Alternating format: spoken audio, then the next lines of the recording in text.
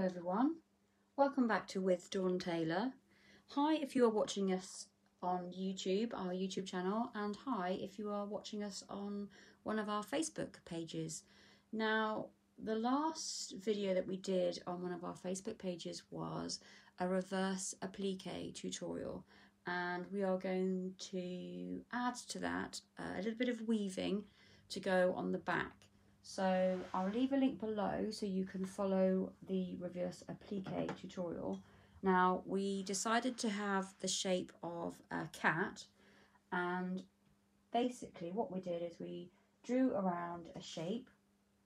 We placed a piece of calico on top, we drew around it, we've sewn around it, we've pushed that back through after cutting it, and we now have, this is what's called reverse applique. But as I said, I will leave you the link so you can go and check that out. So now what we need to do is put something underneath.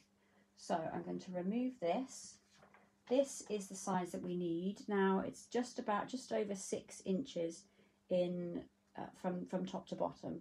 So what I need to do is take a piece of interfacing. This is fusible interfacing. So this is the glue side, if you can see, and then this is just the woven side.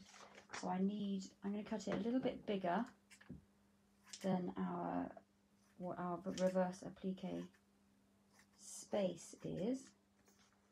And then, now fear not, I will not waste these pieces. For those that follow us regularly, you'll know that what we do is we do a lot of free motion applique, so those little pieces will be used. So again, this is my glue side. I'm going to place that on top. Now I've just got some scrap fabric, and this here is my, it's part of an ironing mat, but what I did is I cut it off so that I can use it for videos and I can use it on my cutting table. So let's make sure that you can see. We need to, let's double check that that's going to fit. So once we've sewn this into a square, that's going to be a perfect size. So there is my sticky side. Now what I have done, I've left my rotary cutter. Let's take it out. We've got our rotary cutter and one of our, these aren't creative grids, these are our So Easy rulers. And what I've done is I've started to cut some strips, and then I was going to use, where is it? I don't know if many of you have seen these, but this is how you make binding, bias binding or just normal binding. So what you do is you place your fabric inside. Now because I am filming live, this isn't going to go smoothly. And you take a pin or something sharp and you just pull it through.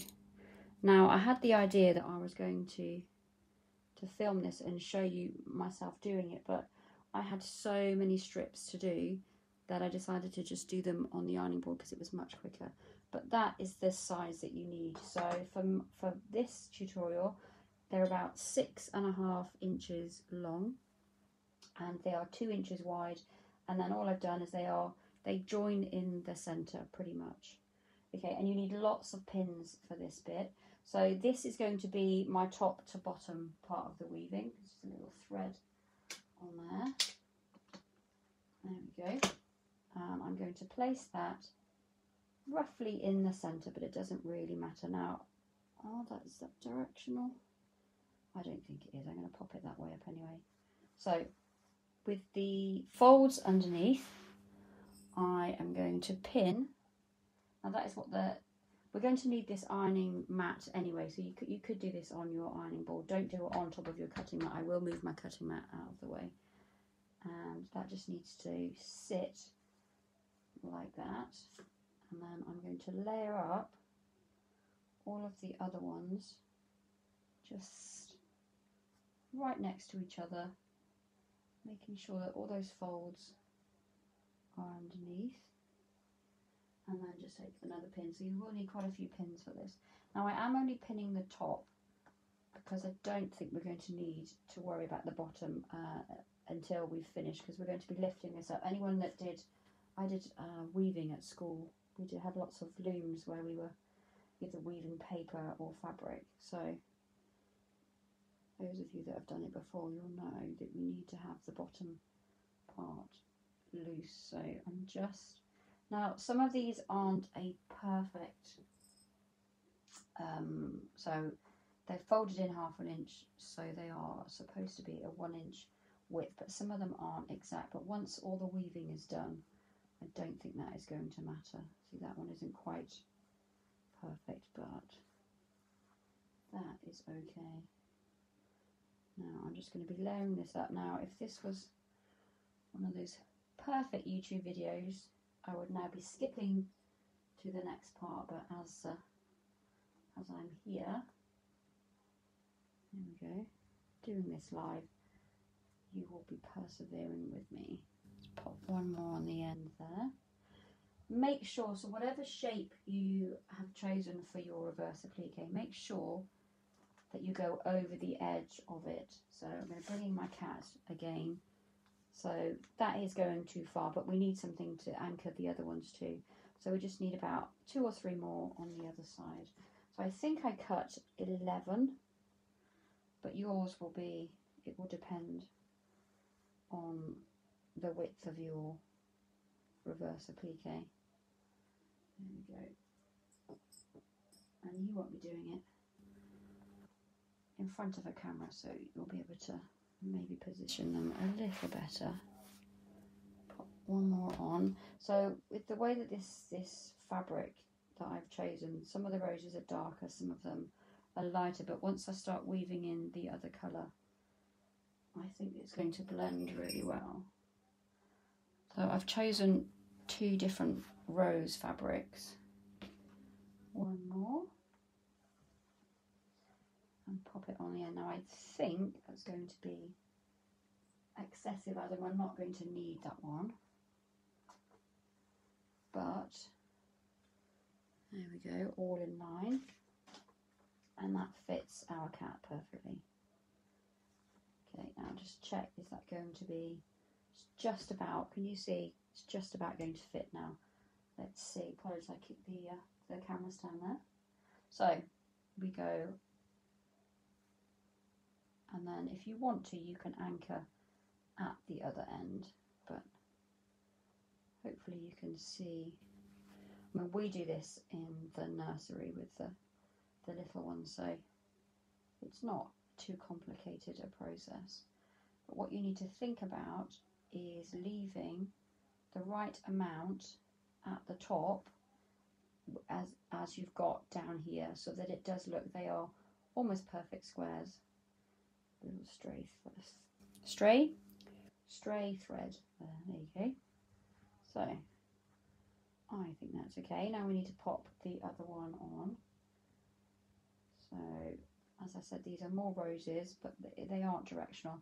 So as you can see, I lifted up the first and then went over the top of the second. So now you do the opposite way. So we're going under that one. And those of you that have jumped ahead in your mind, you'll know that the reason that we've got this sticky side up is we're going to iron it down, and that's going to adhere most of them to our fusible interfacing. So hang on, have I done that right? That one does, oh, that's because that one's the top, that's right. So making sure that is in the centre, because that's going to go over the top. Just move my pictures on my phone, there you go. And here we have another one. So you could make this, really make this as big or as small as you wanted to, depending on, as I said, what your reverse applique size is. But you could do a huge circle, you could do anything really.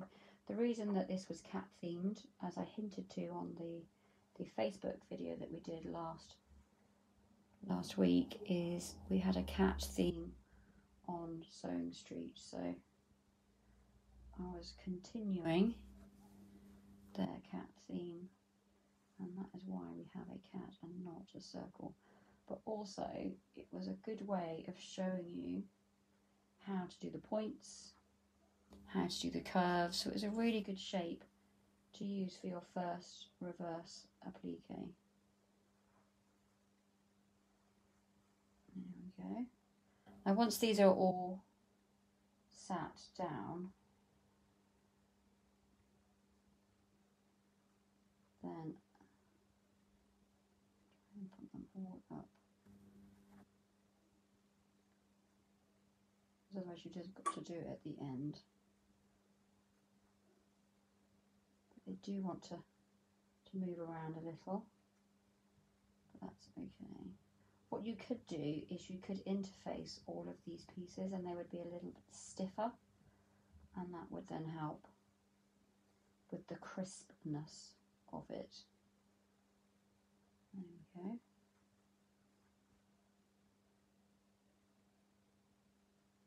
So as you can see, we're starting to get a little weaved effect. I keep getting tempted to iron that down, but then obviously we won't get anything else underneath.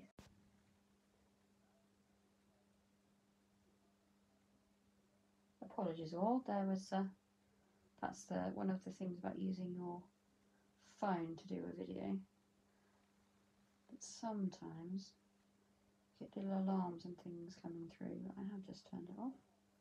As we always say, we are not Pinterest perfect here, we are just sewing fabric and having fun, and hopefully learning a little something along the way. There we go, so just make sure that one's butted up to there. There we go, I think it's looking really nice. You do have to choose your fabrics wisely. Where is my other? There we go, hang on. Haven't folded, there we go, there's another one. I might have to fold one more, as I didn't, this is the first time I'm doing this, so I wasn't 100% sure how many we would need. I will just place my cat on the top, but that's the same for yourself, unless you want to sit and do the maths of dividing and figuring out how big your space is and how many you'll need, and once you've folded your fabric in half. And but as the lady says, who has got time for that? So let's just pick up our cat. I think we need just one more, so I'm not going to be able to iron on that because I have my interfacing on there. So I'm just going to pop this one in. And as I said, that always works really well when I'm doing it by myself. So what I tend to do is just fold it a little bit in the centre, put my thumb underneath and feed it through. And then take something sharp, and I've used all my pins now, pull that through. She says, there we go. Come on, behave, this is YouTube. There we go, try again. We don't mind mistakes here, do we guys? There we go. One more. There we go.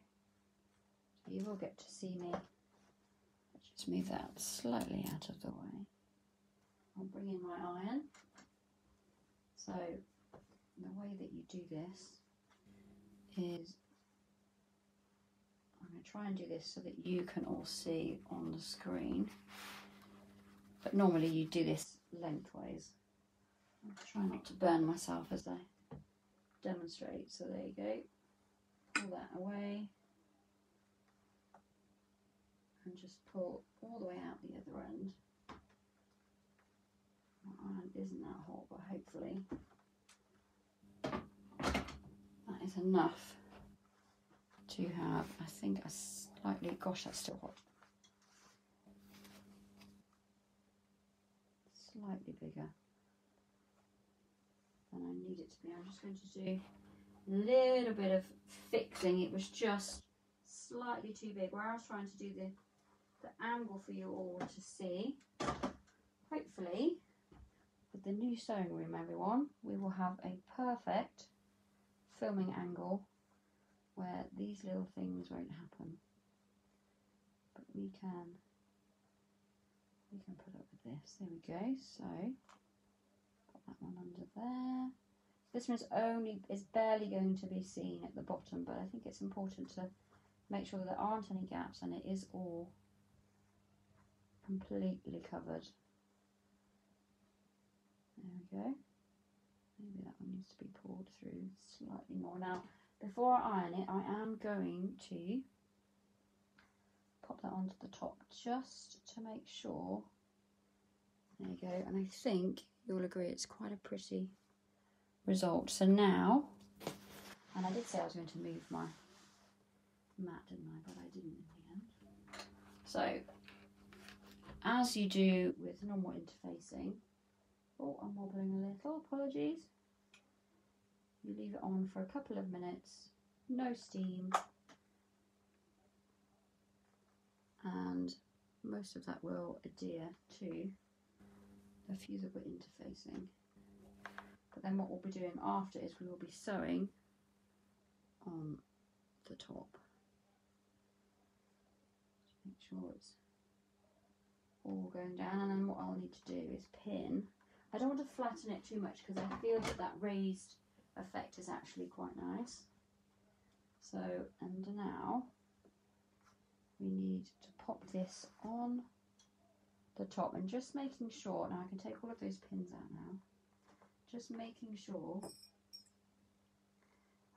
that the weaving effect is visible through the whole of the cat. And put it right to the bottom, and then you also need to figure out how even you want it. So the fact that I've got nearly a hole on that side and then not that side, does that bother me? Do I want it to be perfectly even all the way around? That's the sort of the next thing you need to figure out, maybe over just slightly. There we go. I think you'll agree it is actually quite a pretty, it's got just slightly because of that bottom. There we go. And then what you could do, if you had some, there are some sprays that you can buy that will hold down your fabric. But hang on, that's gone through to my mat. That's not going to go on your sewing machine, Dawn. So all I'm doing is just pushing these in, but I'm not pushing them back out the other side. I'm just kind of anchoring, but concentrating more on these ones because the others are probably adhered much better or stuck down, whichever word you would like to use. So I'm just going to push these all the way around now, because I'm sewing with my foot pedal now. Those of you that follow us, you'll know I've recently changed to using my foot pedal and not my start stop button. Hopefully I'm going to have some control. Now that has just pushed that one. Let's just push it back again. Maybe pin it that way. There you go. I think you'll agree that really is quite pretty. So now I'm going to just bring in the machine, and then all we're going to do is just top stitch all the way around. Now I have a grey in my machine. Let's move it just to make sure that you can all see. There we go. And I'm going to start at the point of the cat, just there, and I need to think about where I want to position my needle. Now, as always, just trying to make sure that you guys can see and I can see. So if I move it to that stitch, now that's going to place my needle just inside where the edge of my foot, the edge of the inside of my foot is, and that might be easier to guide it around. And then I don't need to change the width, but I do need to change the length, and I think we're going to go for a 4. And my foot has disappeared under the table, obviously. Let's bring it out. And now I'm going to sew fairly slowly in the hope that I can keep this really tidy. Of course, I'm sewing around it a little bit of a curve, but as I said, I've got the foot there, so it's going to help me guide that down. Where did I put my pin cushion? Oh, that's gone on the floor too. Let's pop it there. There we go. Now this is already starting to move around because this is all cut on the bias. So again, just go slowly. And if this was a pre-recorded video, you could skip this little bit. If you're watching on YouTube, obviously, you can skip it. And then just keep that foot. Hopefully you can see that, where the foot is just inside that curve there. And hopefully giving us a nice curved line. Now, I just went over it a little bit on there. But when you're doing this, you won't have the camera on. You won't be worrying about the camera angle, so you can get this exact. And yours will be perfect. There we go. And for those that are wondering, if you're just watching this on YouTube and you didn't watch the last video that we did on Facebook, this is for a tea tray mat. Now the idea is we're going to have this is going to be sort of the trivet.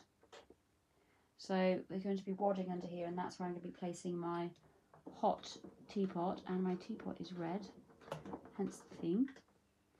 And I'm going to be adding some, move that down, I'm going to be adding some free motion applique on the other side of the tea tray. So this is going to be one corner that's going to have the teapot on it, but the other corner is going to have some free motion applique. It's going to be little cups, not mugs, so little teacups piled on top of each other, and they're going to have maybe some, I think I said balls of wool, because this is going to be for using in the sewing room as well.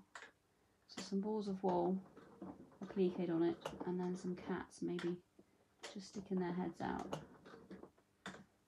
We shall see what the final design is. I think you'll agree this is really quite effective, and you can do any shape you want, any shape you would like. You could just do a circle. It might actually be easier to do because we've got the little peak of, I'll move this slightly there, the peak of the where the ears go down. I'm hoping that this is going to match up with where we started. Now just make sure, because fabric doesn't like to behave, it does like to move, just making sure that that is going to be even and you're not going to get a little pucker there. So as I've been doing all the way around, just go very slowly, making sure you've got the peak, which I think is there. And then, so I'm now back where I started. I'm just going to over sew a little bit, one more, and then back stitch, and that should have locked it. We shall see. Now I'm going to move the machine back that way, and there we have our weaving effect on our reverse applique. Let's just snip off those stray threads that we don't need. And what I am going to do, I am going to straighten this up because it will give a better effect for you to see. So these rulers are so, I mean, it doesn't matter which make you buy, but they're so good because they're see-through. I can now judge exactly where I want to remove that. So I want it to be pretty even, so I'm going to do the top first because that's where the shortest part is. So just place that so that you guys can see.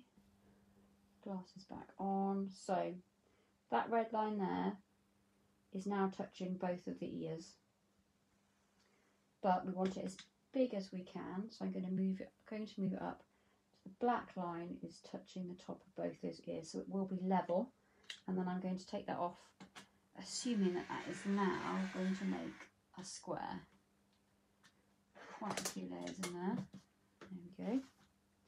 And now you can then use this line as the straight line. So we did, go back to check, it was an inch, wasn't it? It was an inch. So we need an inch from the other side, but making sure that's level with the top. And it's level with the furthest piece of the cat sticking out. Check my mat is all underneath there. Okay, there's quite a few layers there. There we go. Spin it around. Now I'm not going to cut any further because although this was just a scrap piece, I would quite like to have another go at using it again. So now this doesn't come up to the top, so I can't tell if that's level. So match it up with the end because you should have a square now. And then move that down, making sure that that line is straight. Just sort of making sure you're happy with it all being smooth and a square, and then back round to the other side. There is my last line of the cat, and now I can line it up with either top or the bottom, it doesn't matter. There we go, and there is the last line. Make sure I turn that off. And there we have, oh, a stray thread. There we have our cat and our weaved little weaved fabric underneath. So I think you'll agree that once that's going to be in the top corner, and that's, as I said, that's going to have my teapot on the top, and then down here we're going to mirror the weaving effect, but I'm probably going to use the red spot and then maybe a white down here, and then on the other side coming over here we're going to have our appliqué, which is going to be our teacups and our cats and our balls of wool. So have a go yourselves, post some pictures on the With Dawn Taylor Facebook pages and let us see what you have made. Please like and subscribe, put a thumbs up if you enjoyed it, if you're watching this on YouTube, or send some hearts and other, I can't remember what else you can do. You can do thumbs up, you can do smiles, you can do lots of things, can't you? If you send those to the Facebook page, and then we'll know that you liked this video, this demo, and then we can do very many more like it. Thank you ever so much for joining us, everyone, and we will see you soon on the next video of With Dawn Taylor. Bye.